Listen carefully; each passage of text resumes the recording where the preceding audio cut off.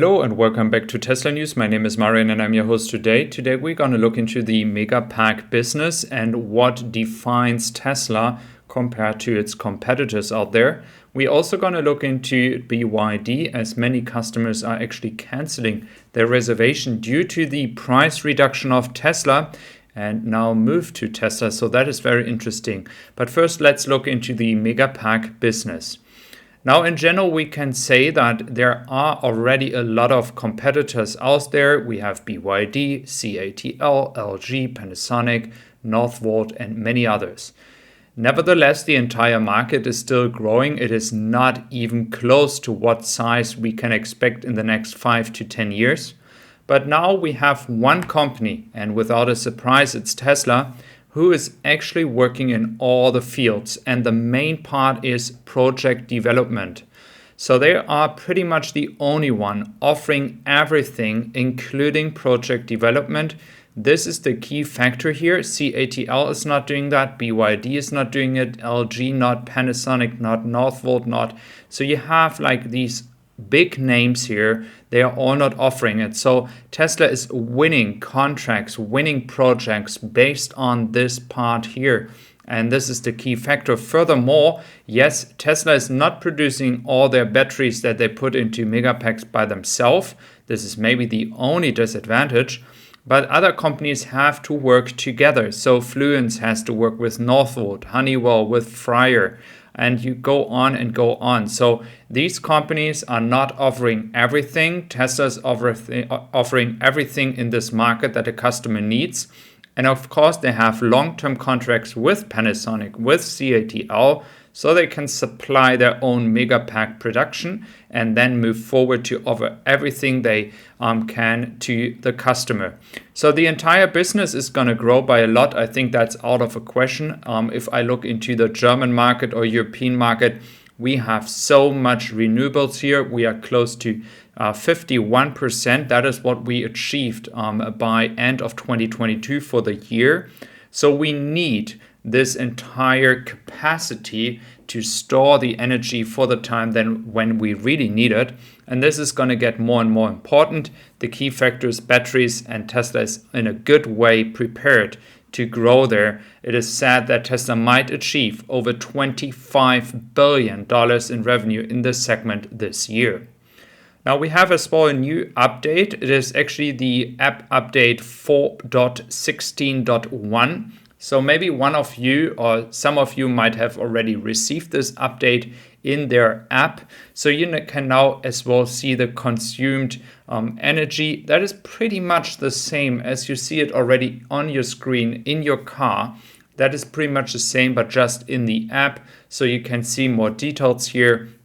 What causes the energy that you consume in the car? Is it the heater? Is it the air condition? Is it some other stuff that you're using? So this really is going into the app version. Again, it is a test. Tesla is always testing.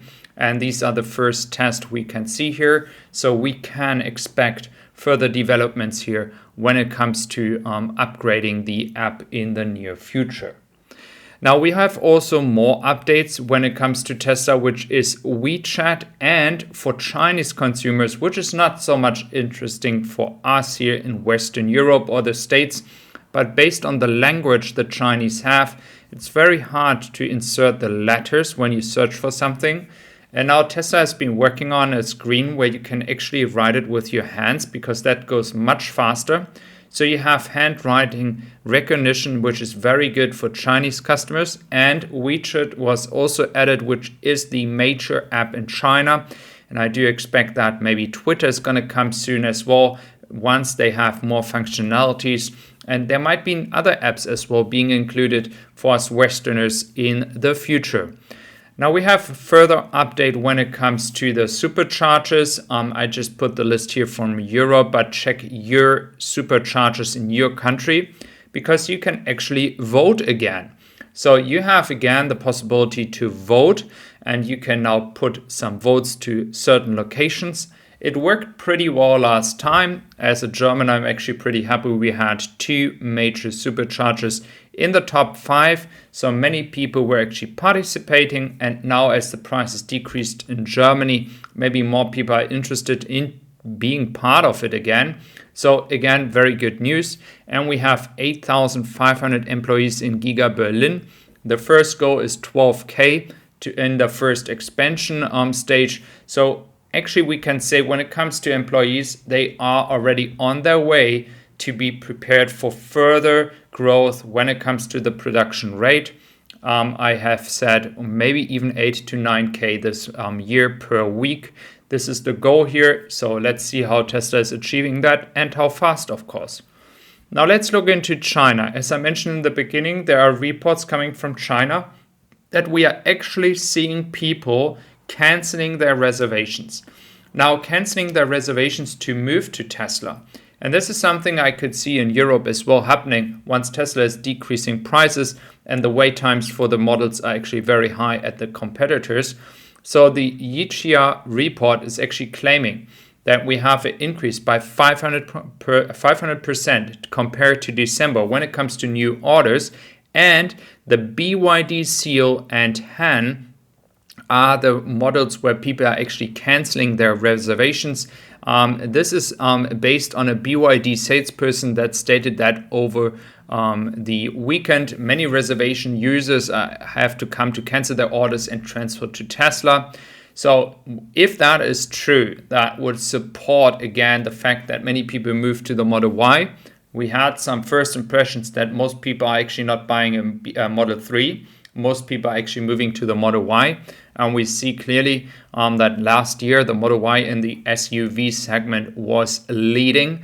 And I'm not saying close, I mean twice as much. That's what we are calling leading in front of some German competitors out there. But again, those are not all EVs. So I think the result of the price dumping or the price decrease is that many people are rethinking to buy a Tesla.